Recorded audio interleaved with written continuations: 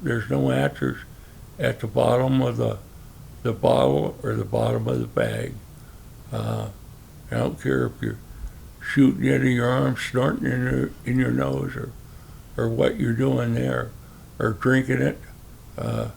There's no answers when you get to the bottom. And that's where you're at, is you're right on the bottom. And you do it long enough, you'll have nothing left. Are you ready for stories of resilience, triumph, and transformation? Then you're in the right place. This is the Knocking Doors Down podcast. Your host, Jason LaChance here, where my guests and I deep dive into their journeys and how they overcame life's toughest challenges. From addiction to recovery, from adversity to success, we explore it all. And if this is your first time listening or watching the podcast, please do me a favor, hit subscribe on whatever audio podcast platform you're on. And if you're on YouTube, hit that subscribe button and make sure you turn on the alerts to full so you get notifications every time I post content here to the channel. As you may well know, I have conversations with everyone from celebrities to everyday heroes, but this is the most personal episode I've ever released of Knocking Doors Down. This conversation was recorded around the Christmas of 2022 with my father. If you've not listened to many episodes, you might hear me make reference to a family lineage of addiction and various struggles. This was the opportunity to have a conversation with my father that maybe many other individuals who had parents who struggled with addiction never got the opportunity to do. Following this episode, it was incredibly emotional for me and really tough to maintain my composure throughout. You'll hear much about my family history and lineage that really hopefully brings you some sort of hope and peace, that even through all the things that you're going to hear that my father went through, he's been sober for over 20 years. After celebrating 3 years of continuous sobriety, it was time for me to release this episode. The transparency that my father and I have shared over the last 3 years has been a huge part of my long-term sobriety and will be for the rest of my life. I'm incredibly grateful for my father to be so open and transparent. I'm grateful for you for listening. And this truly is an example of knocking doors down. Well, Dad, we're going to tell some family stories here. Holy smokes, are you ready? Oh, shit, howdy. Yeah, I guess so. I was thinking of where I wanted to start, and a lot of people have asked me, because I've mentioned a lot of different things about, my childhood and, the exposure to pornography and other traumas and stuff like that, we've had I feel fortunate because some people who go through certain things never get the apology or to be able to reconcile that with a parent or whatever. And I guess one of the coolest things is that we have been able to do that and have that opportunity, but I know you wanted to be able to share your story because it but sheds light on, we have a lineage of generational trauma within the family, and it's, people that think that's bullshit and not real. I mean, it carried through from your knowledge, from your grandfather to your father, my grandfather, and then on to you, and so on and so forth. You know what, son? I'd really like to start, if it's okay with you, I'd like to start out at my childhood. Yes, please. Okay. My childhood was born in Santa Maria, California in 1955. We shortly thereafter moved to San Luis Obispo. And my dad and a no-blood relative, but we always referred to as Uncle Bob, had a truck shop, and they were really, really good together. But my dad could not keep his pecker in his pants. He was taking care of the neighbor on one side, and years later I found out my mom was taking care of the neighbor on the other side.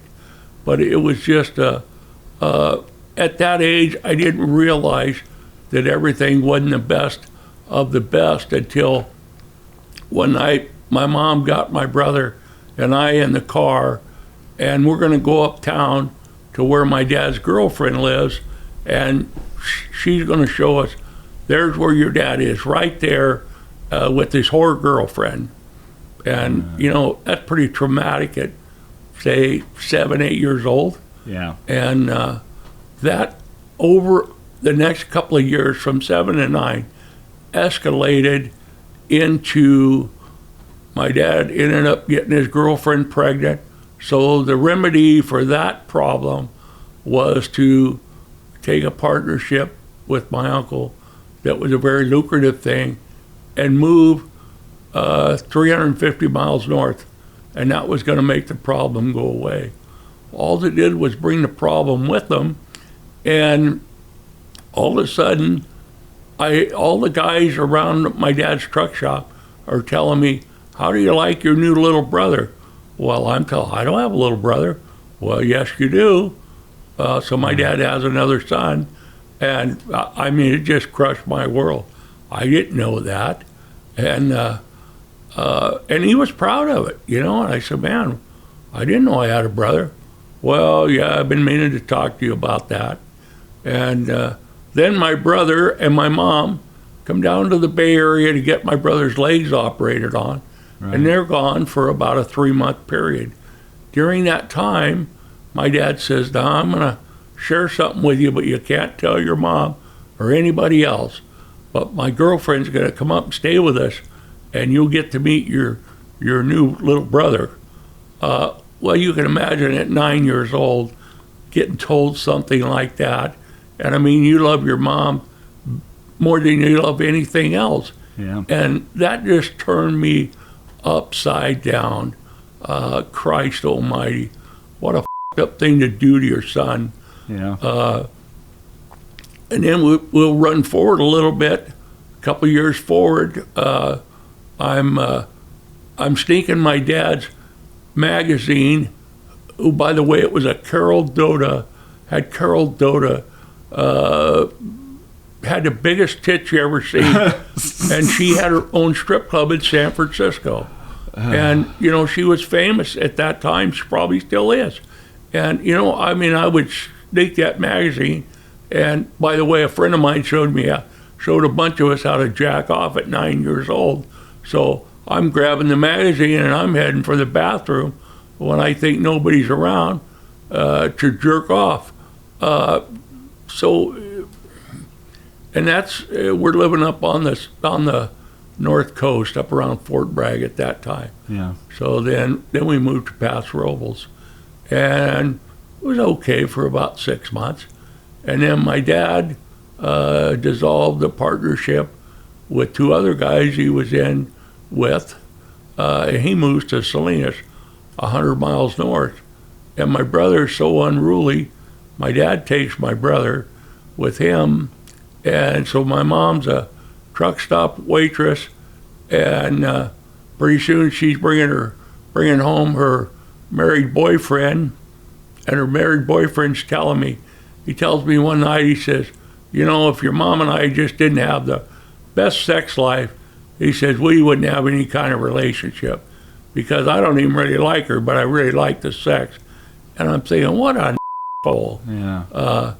So my mom's trying to keep that thing going, and this guy drives truck, and she's going with him on the truck. So I won't call him a friend of mine, because he damn sure wasn't. He was a pedophile, and he saw an opportunity with me. He lived with his parents. They owned a ranch out east of Paso Robles, and I would go out there, sometimes spend a week during the summer, a couple of weeks or whatever. And you can imagine at 11 years old, the things that happened there, that reshaped the rest of my life. Yeah. Because number one, being A, you kind of, you're getting made of because you have a girl's name. That wears on you. Yeah. And then to have somebody that's secretly molesting you, but you don't want to tell anybody because you feel so ashamed of yourself, and it has not a damn thing to do with you. It's a son of a bitch that does it to you.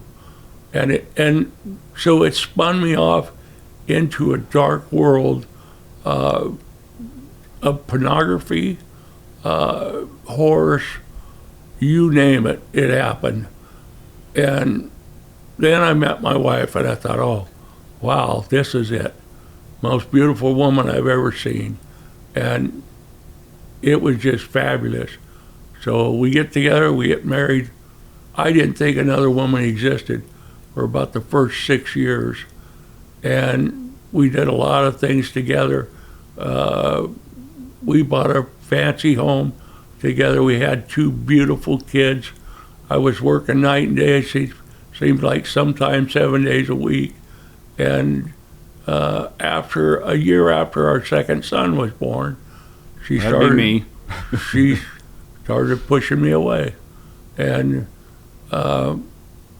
so that led me back into the world of the horrors and the pornography.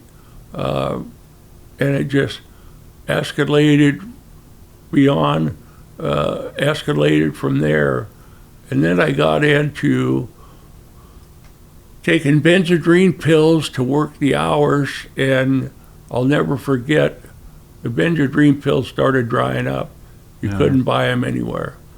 And those were over the counter at the time, right? no, they were black market. Was that the black market? Black market, that's the only good ones. What was the one? It was like that. There was the other ones. I remember the ephedrine sulfate. Yeah. They weren't. They were like taking an aspirin, I guess. Yeah. Well, I want to pause real quick, guys. I think it's important for people to understand. So when you met Mom and got married, you were 17 years old, and Grandma literally had to sign the marriage certificate, if I remember correctly. Yep, she sure did. Yeah. And by the time I was born, you were 22? 22. Your mom, when we got married, she turned 21 in December. We got married the following February, and I was 17. Right. So when your brother was born, I was 18. And then when you were born, I was 22. Right. So. Yeah. So, your brain's not even fully matured yet at that age. 25, 26 is about when it is. And, a lot of stuff that, people, we think about different organs, but not our brains. And, you're dealing obviously with the trauma. You laid it out in a broad way. But, I was about 4 years old, and things really started to kick in because, the brain all of a sudden will want to deal with those things. But you didn't have coping mechanisms because, as you displayed, I love my grandparents. I had a great relationship, but, they, like you said, up until about 7, it was okay. But after that, greatly changed. Yeah, it was, you know what, if my dad had kept his dick to himself, and who knows, because I went through probably similar experiences that my dad went through. Yeah. Maybe my mom didn't want him. Maybe that's what made him go elsewhere. I just don't know. We could never talk intimately about that because he was so proud of the fact that he was proud up to his dying day that I used to call it a curse, and he called it a blessing, that, he could go anywhere and pretty much do whatever he wanted to. He always had a willing participant. Yeah. And I guess I thought the same way. I was so full of I had myself in my mind built up to be somebody that I could never, that I don't even want to be. Yeah. I don't even want to be anymore. But running the story back forward, after the pills started drying up, I got into methamphetamine or crank, whatever you want to call it. And anybody that's done crank long term is a sex maniac or a sexual maniac of some kind. It will twist your brain. you wouldn't even think about things that you would openly do Yeah. without that. That is definitely the work of the devil, Christ Almighty. And like my dad, I found a willing participant, and I spent probably about 4 years with that woman off and on, and it just life for me and for her spiraled out of control. And always remember something about drugs. It's like being on a spiral in a whirlwind, and the spiral never goes up. It's always going down, and it'll drive you right into your grave. So always, always remember that. It was the ugliest damn thing. Looking back on it, I just, it's been hard to even come up with a concept of forgiving myself. Knocking Doors Down by Carlos Vieira, now available wherever you get audiobooks. I wasn't done partying, and I didn't want the binge to end.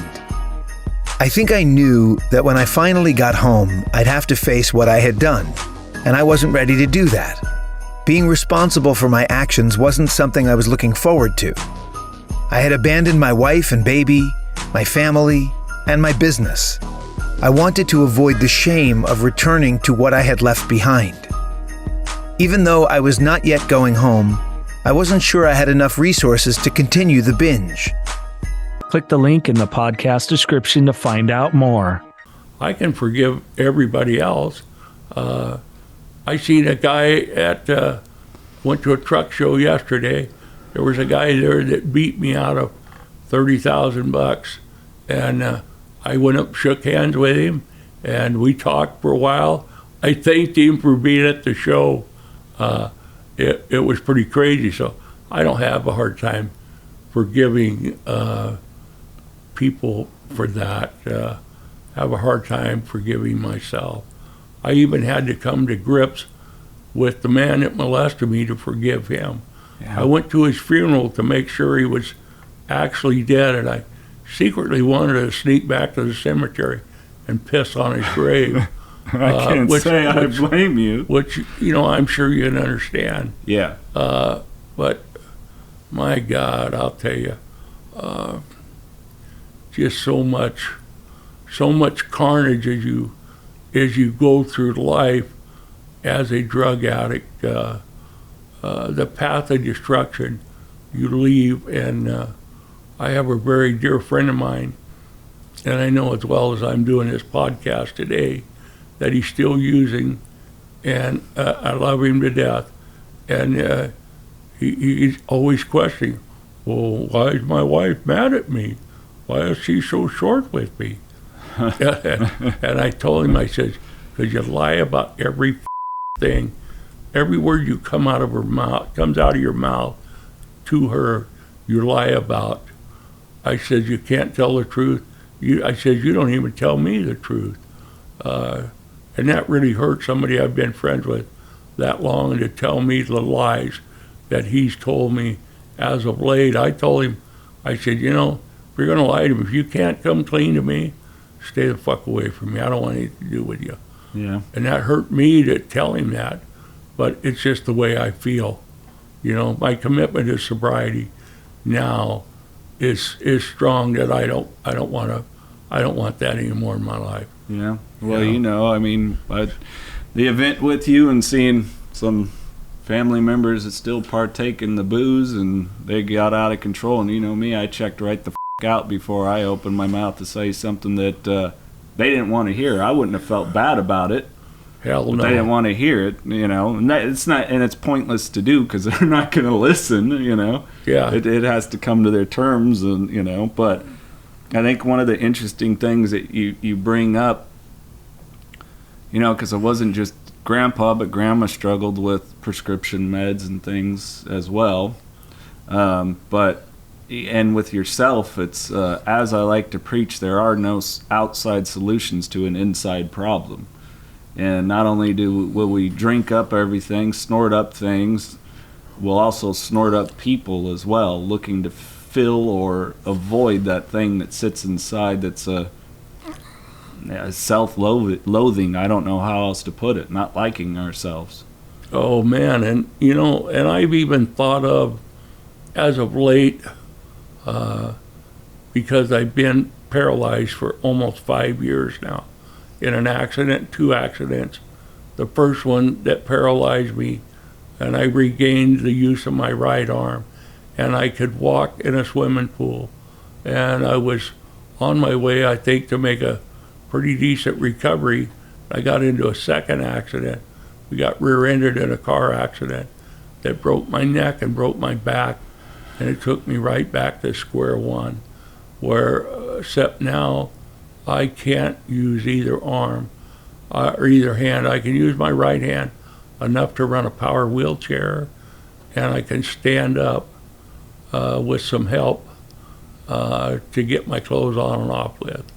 But other than that, I'm totally dependent on somebody to feed me, scratch my nose, behind my ear or whatever.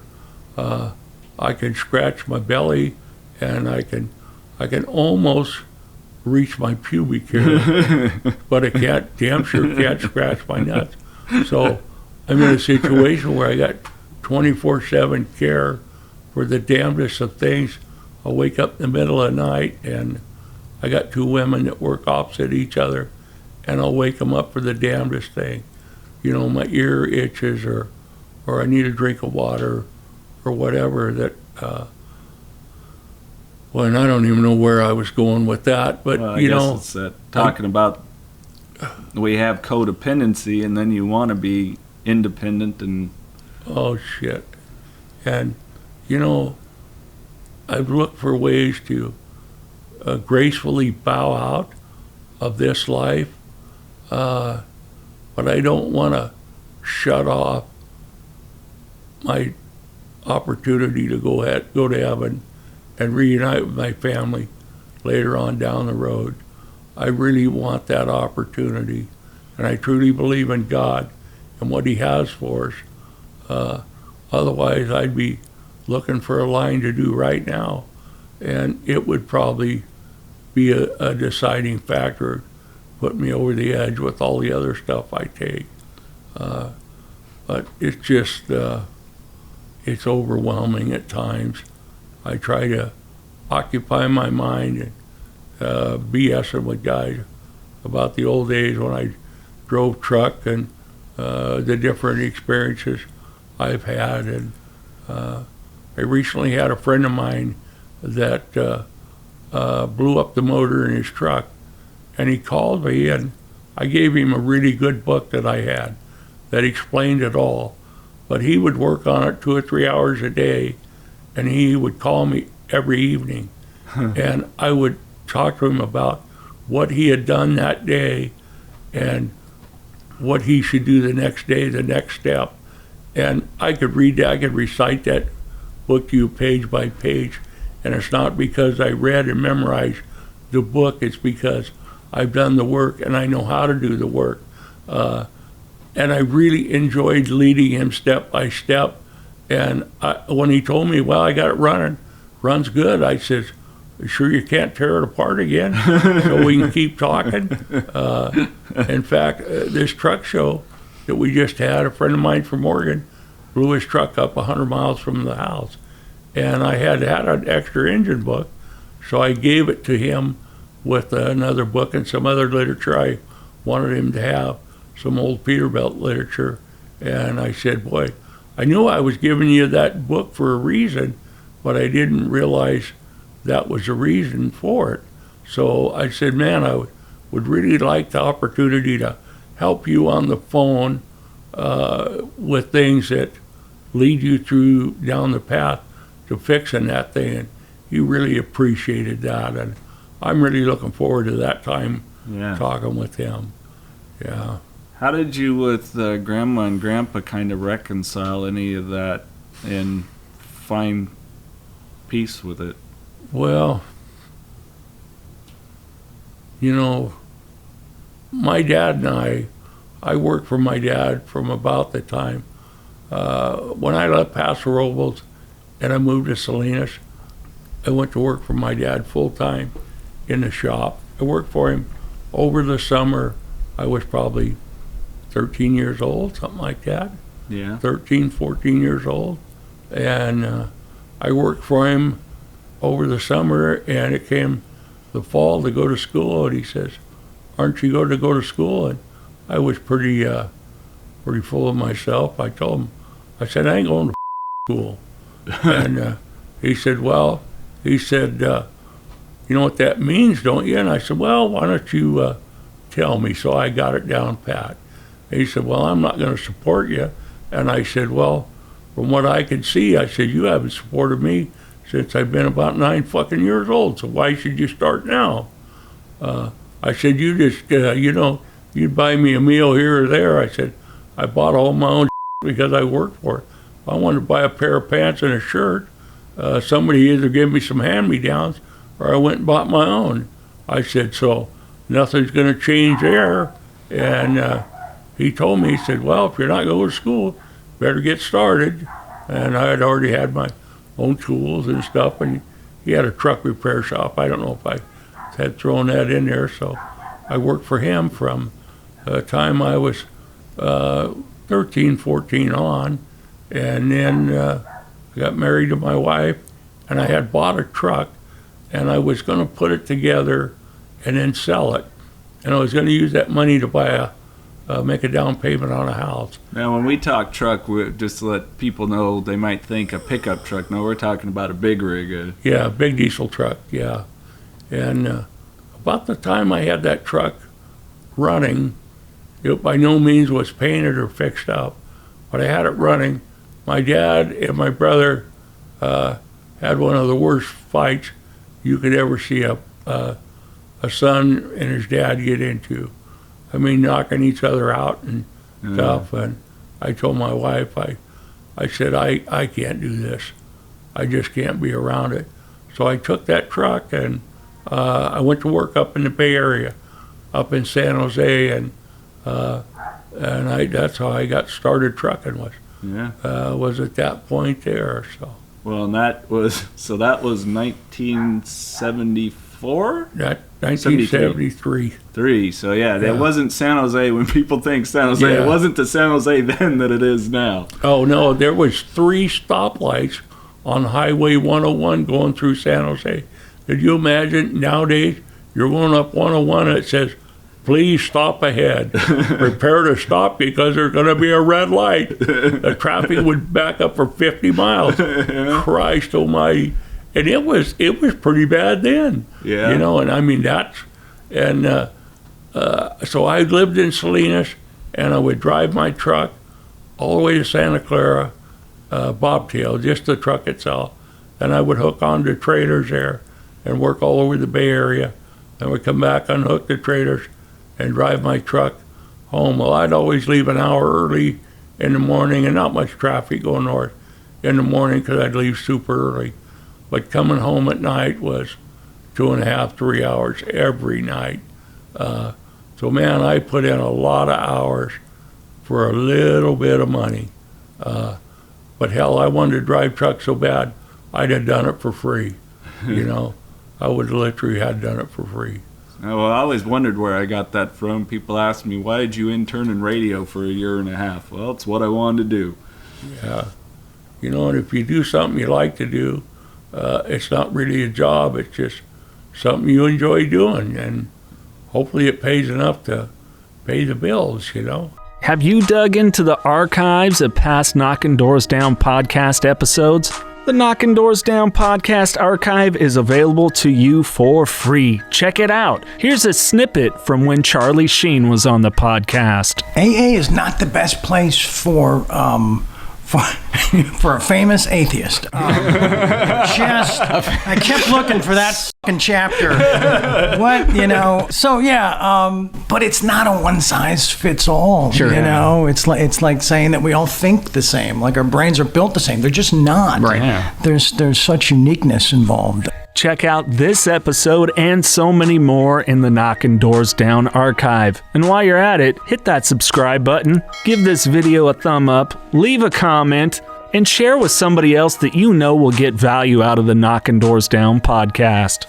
Well, let's jump into kind of early, I think it's important to share is, I don't remember talking about it on any episodes too much, but I was a pretty spoiled kid because one thing I know we've had some of our different conversations and we've made any peace with anything, and I feel so blessed to do that, and that we've built a relationship and got to be close and have a real closeness and an intimacy. And I don't just mean that through just regular relationship, but a spiritual relationship and connection, and to be able to develop that, which came after, my seeking of sobriety. But I think it's important to share.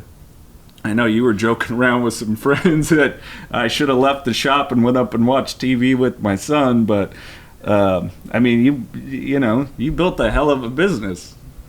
Yeah, I had a trucking business, and I found myself just working in the shop, working on all the crap that guys tore up, and I'd see you get off the school bus, and you'd start walking up the hill towards the house. You'd be dragging your coat, and I'd go up and check on you, say, "Why don't you come down to the shop?" You'd say, "Dad, I'm so tired. I just want to take a nap." Well, taking a nap meant probably a bowl of cereal and cartoons or a video game. So very, very few trips were made to the shop. And hell, I could have took my coveralls off or whatever and washed my hands and went up there, just sit there and watch cartoons with you. Because God knows that's what I do now. I watch cartoons every day from 4 a.m. to 5 a.m. 4 a.m. to 5 a.m.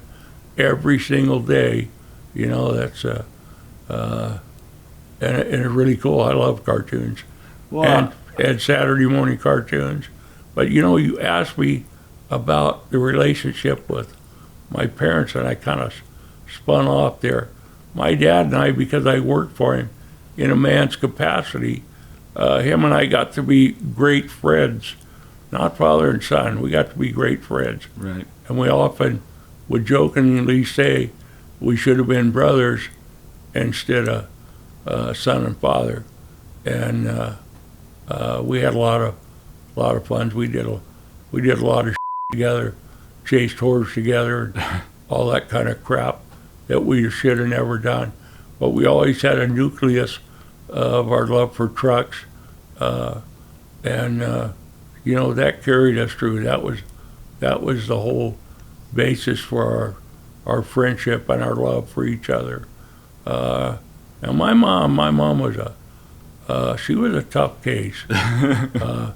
She moved the day my wife and I got married. The next day she moved with her boyfriend to Alaska. Yeah. So she spent 30 years up there, and then she moves back down to the lower 48. She has all her stuff shipped to my house, so it takes up almost all of my garage to put her stuff in. So she rents a little house around the corner from where we live. I said, "You live with us for free." No, that wasn't good enough. And she knew my wife and I were having trouble. So she rents a house, and my wife and I would go over and take her places, do things with her. None that she ever thought was actually good enough. She always wanted to change something.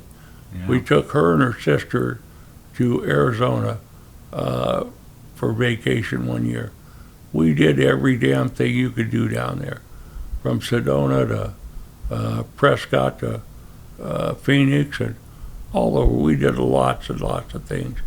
And then my wife and I got ready to move to Northern California. So we bought a house that actually has two houses. There's a main house and there's a granny house. And this granny house, it's not like you would think. It's a full-blown house. Yeah. 2 bedroom, 1 bath, big living room, dining area, kitchen, and so that was going to be my mom's house. So we had all the stuff moved up here, and we told my mom we were moving to Red Bluff, and asked her if she wanted to come with us.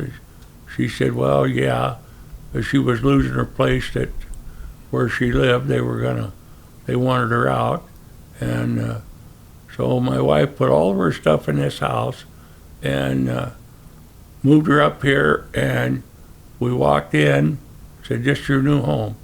Mom opened the door, all of her furniture's here, her bed, everything. And the first words out of her mouth, it needs another window. And I looked at her, I said, well, son of a bitch, there's nothing you can't appreciate anything like it is. It always has to be changed.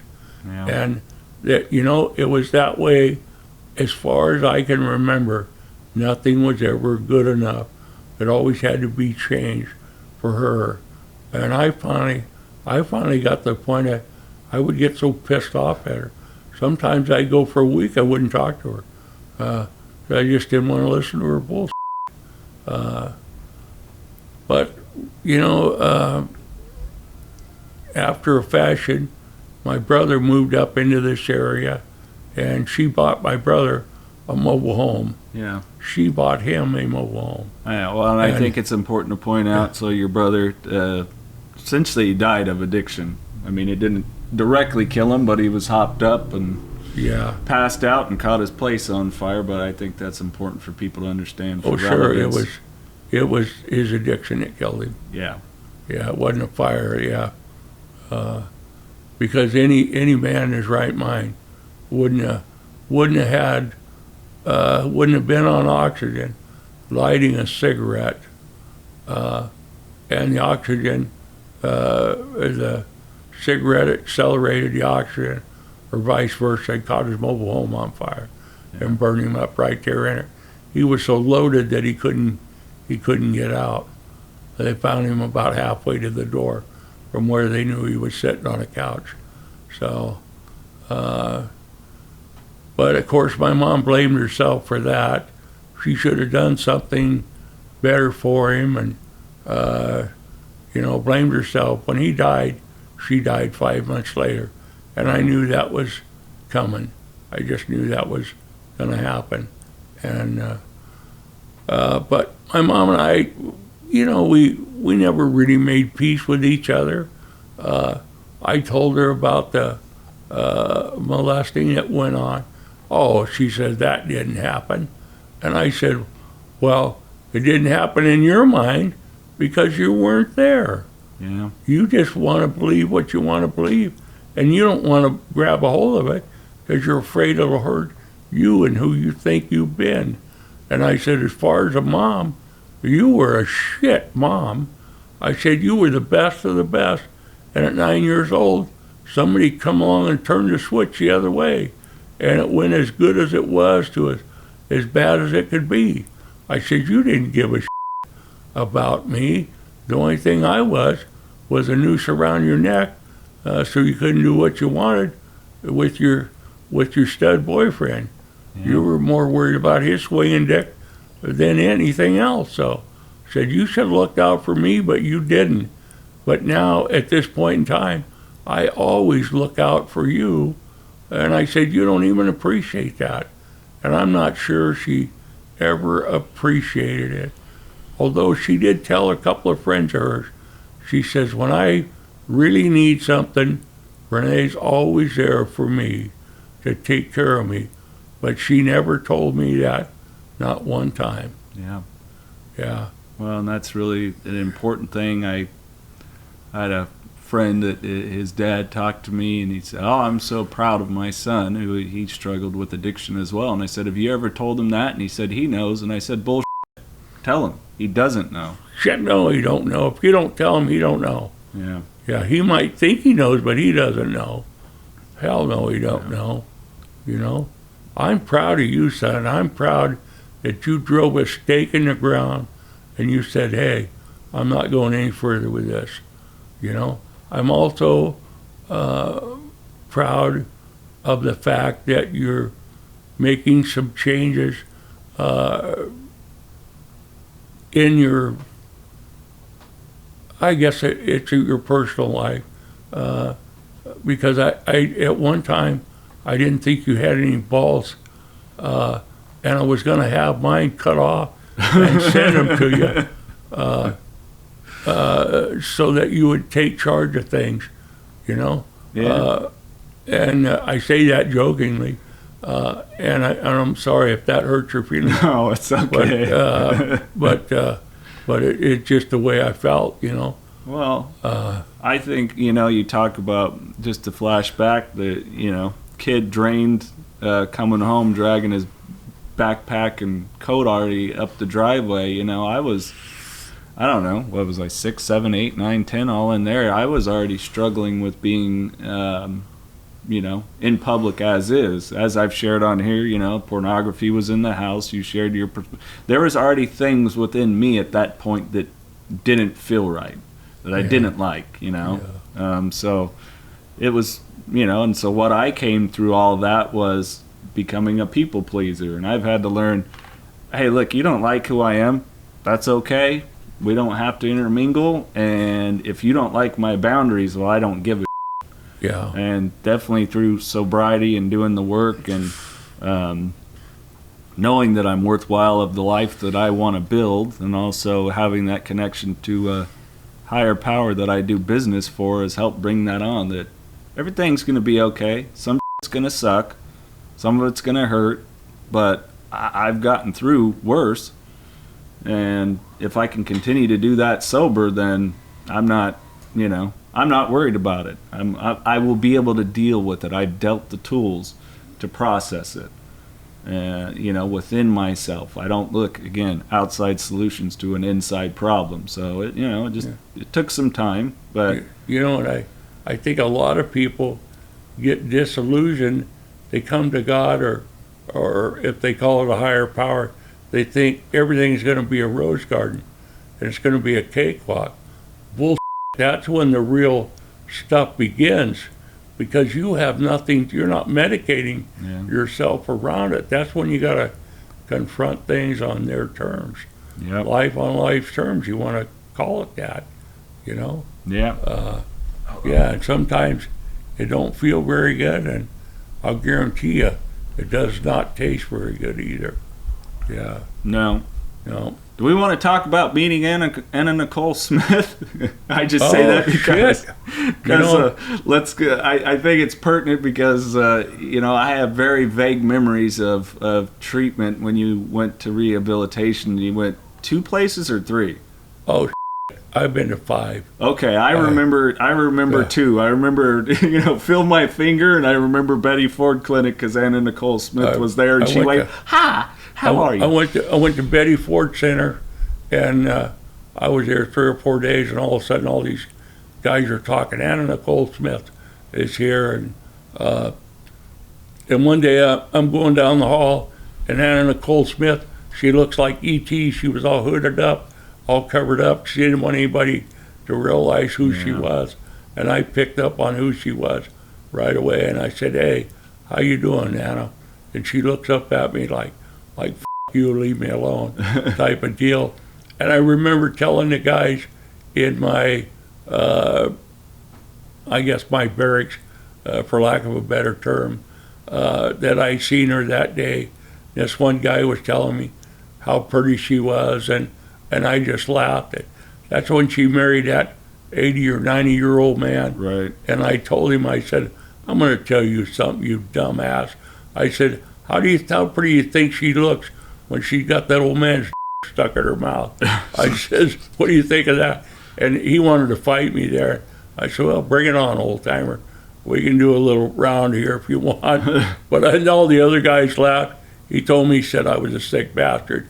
I'll guarantee you that.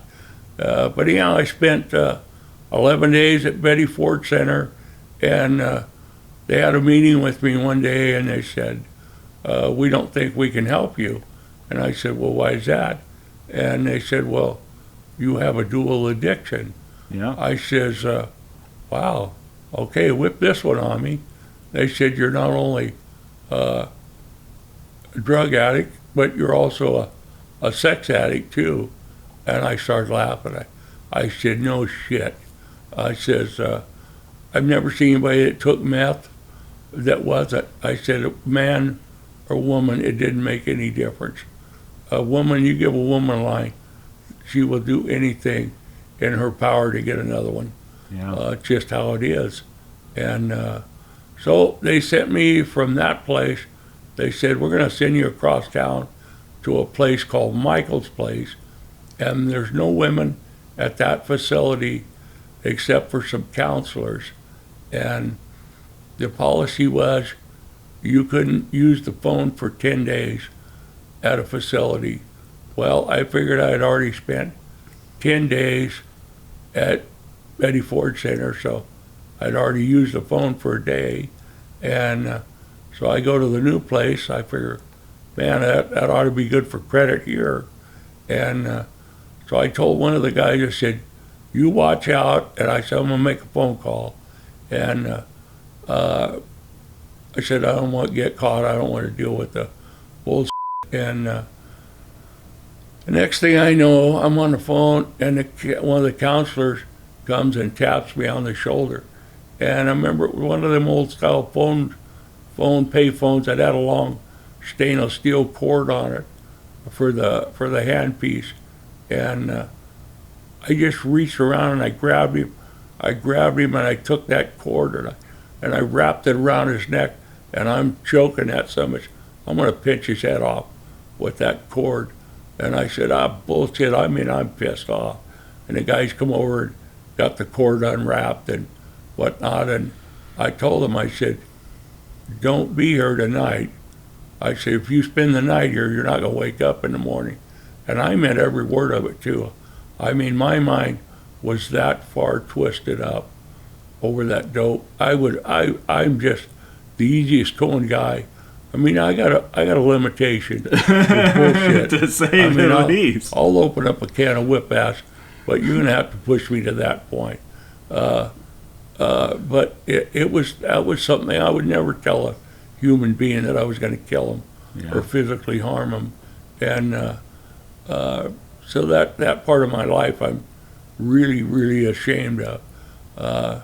So I was over at that Michael's house a very few days, and they called my wife, and of course the first thing they told her, well, we think he's been calling his girlfriend.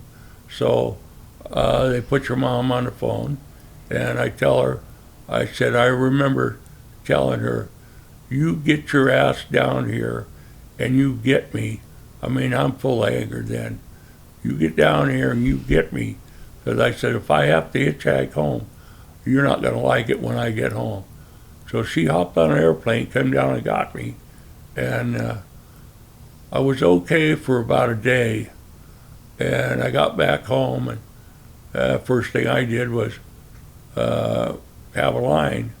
And second thing I did was get my pickup and go chasing. So that was the number. That was number 2 rehab, 1 and 2. Then I went to 2 outpatient ones. I went down to a place in Salinas, and it was an open type of deal, an NA-based meeting, but people could come off the street. It was a mixed crowd, and I remember at the first break, this old fat chick come up and nudged me. She said, hey, follow me in the bathroom. When I come out, you go in, I'll leave you a little something on the back of the toilet there. And I walked in there, and here's a big line of crank. And I'm thinking, what the hell? Why the hell do you even bother coming to a meeting if that's what you want to do? Of course, I'm not one to pass up a line. I went ahead and did it.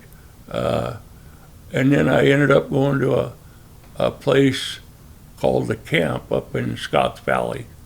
And I really liked the camp, but it was an outpatient deal.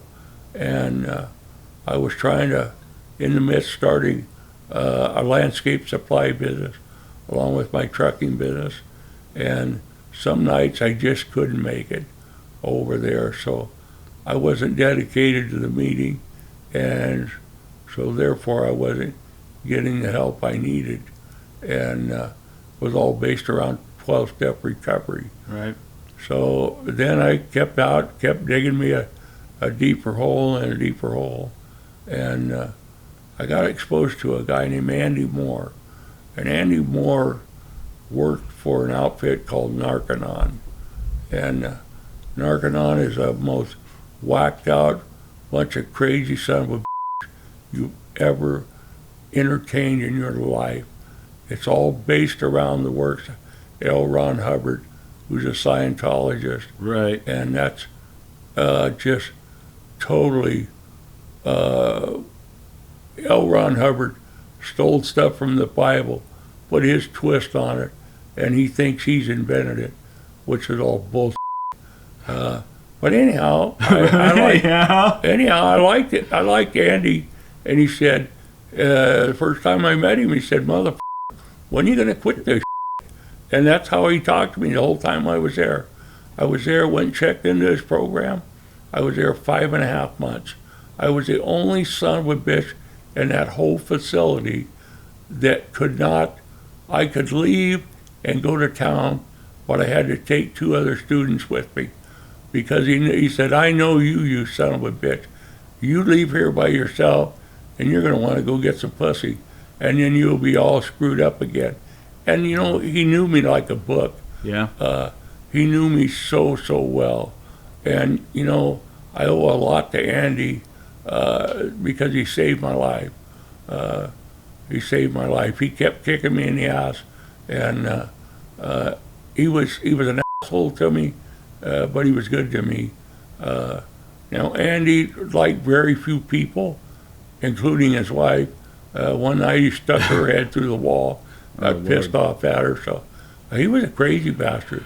But once a week, he had a little Mazda Miata. He said, "Come on, let's go to town."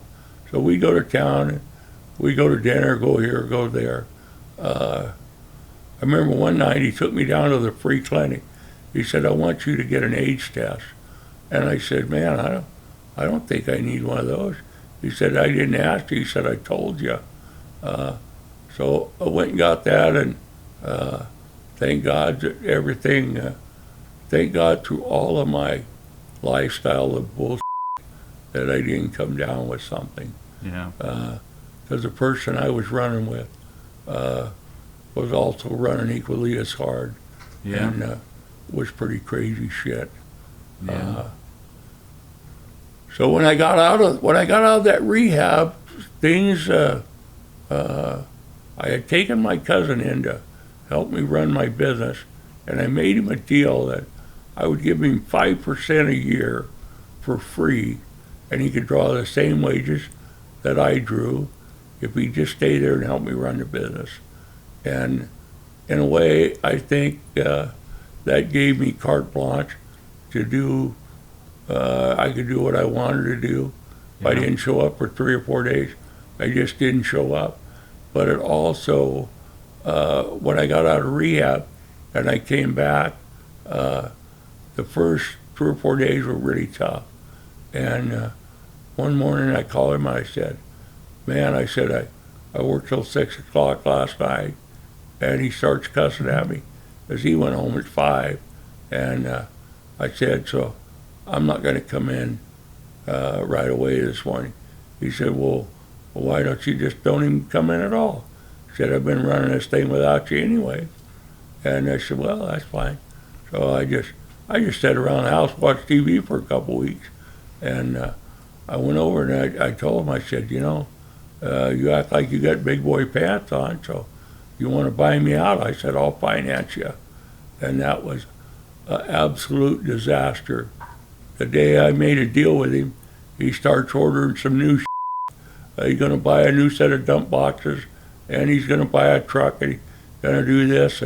And I had some pretty good info that, guys call me. One outfit called me, and they said, "Well, are you going to sign these loan documents for these new trailers?" I said, "We ain't buying no new trailers." "Well, we got them on order for you. They're going to be painted here in a few days." I said, well, you better shut the switch off there, buddy, because I ain't signing and he ain't got no credit. He ain't got nothing without me. And so that deal just unraveled right quick, and I ended up selling it to a friend of mine. And I've kicked myself in the ass ever since, thinking that I should have toughed it out. But I know as well as I'm sitting here right now with my son, it would have led me right back into, I'd have been right back in the bag, because I'd have been so overwhelmed trying to resurrect that business, as it had gotten run down pretty good over the time that I wasn't there, and the last couple of years that I was there. You know, I didn't take care of nothing. Was in pretty bad shape, you know. Yeah. So. Yeah, because for a lot of that time, so throughout all this, you know, I didn't really see you that much. It took a long, well, I'd say my early 20s before we had any sort of reconciliation and relationship of any kind. Yeah. But when did you really think that, you need a break, Dad? Oh, no, sorry. Okay. When do you think, though, what really kind of finally stuck, though? Like, when did it stick that this is, that you could be solid in sobriety? Because I know you and Mom eventually started going to church when I was about 23, 24. I think I was living in Monterey at the time. So what were some of those things that helped? Oh, yeah, definitely. Definitely going to church, and I love the guys that I went to church with and the pastor of the church, and I still am in contact with him. Every week we talk. We haven't talked for about 3 now, because I've been trying to help Eric get ready for this truck show. Yeah. But we talk, and we talk about things in life.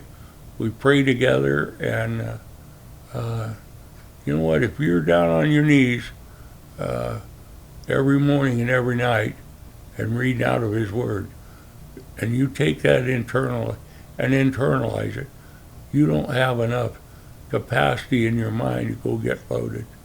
You know, you just keep reading His Word, staying in His Word, and you'll go right down the path. You'll go right down the path He has for you. But do it on, make a daily commitment to do that. Yeah. Well, you have to get committed to something else as much as you were in seeking your fix, whatever that may be. Yeah. You know, I was fortunate after I moved to Northern California. I was fortunate enough to get back in the trucking business, but I just bought one truck, and I did it. The day I got hurt, I was hauling load to Oregon, and you know, so I was really blessed that I could do that, and I didn't have to work too hard, and I enjoyed every day. It was really cool. Yeah. Yeah, it broke my heart when I sold my last truck and it drove out the driveway. I was really hurt. I got teary-eyed over a truck. You can imagine that, you know. Yeah, I can. Yeah. Yeah, I can. Well, anything else you want to throw in there? Maybe we left out? Oh, geez, son, there's so many. Well, we don't have to tell war stories. I think your son's got all he can handle. There's so many little details that, you know, I don't know that the little details need to be shared, but No. But boy, I want the people that listen to this to take away from it that there's no life in drugs or alcohol. There's no answers at the bottom of the bottle or the bottom of the bag. I don't care if you're shooting into your arm, snorting in your nose, or what you're doing there, or drinking it. There's no answers when you get to the bottom. And that's where you're at, is you're right on the bottom.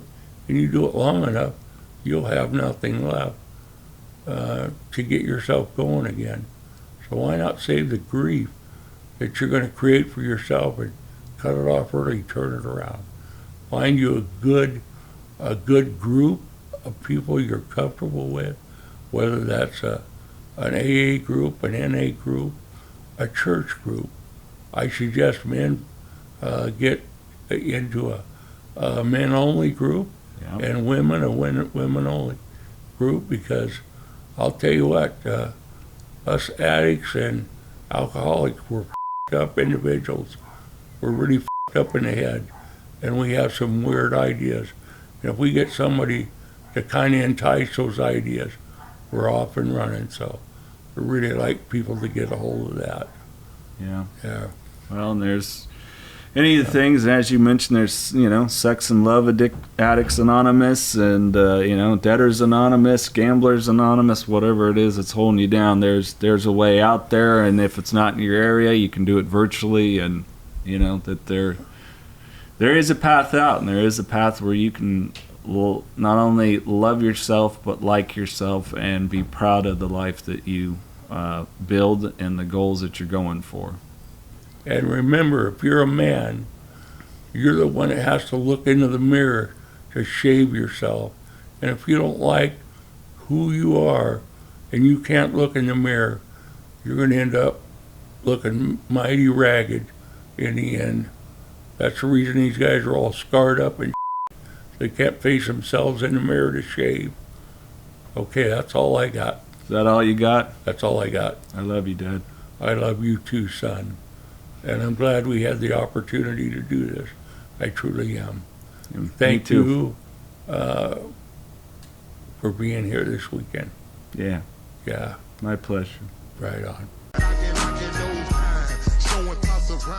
This episode, of course, normally I have random questions and ask someone, leave with the final thoughts and such, but just didn't feel right doing that with my dad. But I'm so grateful that he really wanted to share his story to hopefully resonate with somebody else and let them know that there's hope. If you are just listening, you didn't see that my father is in a wheelchair. And if you're watching on YouTube, of course, you did catch that. But he's one of the brightest, most brilliant, loving, kind, compassionate, and yet hard-ass people I've ever known. And I couldn't ask for a better father, and I'm really grateful. Thank you for checking out this episode of Knocking Doors Down. It's very special to me and very near and dear to my heart. And I would like to thank again Carlos Vieira, who's given me the opportunity over the past almost 5 years to do this podcast. And it's really such an honor. And I've got a lot more exciting things for you coming your way. Thank you so much. And on that note, remember, no outside solutions to inside problems, and keep knocking doors down.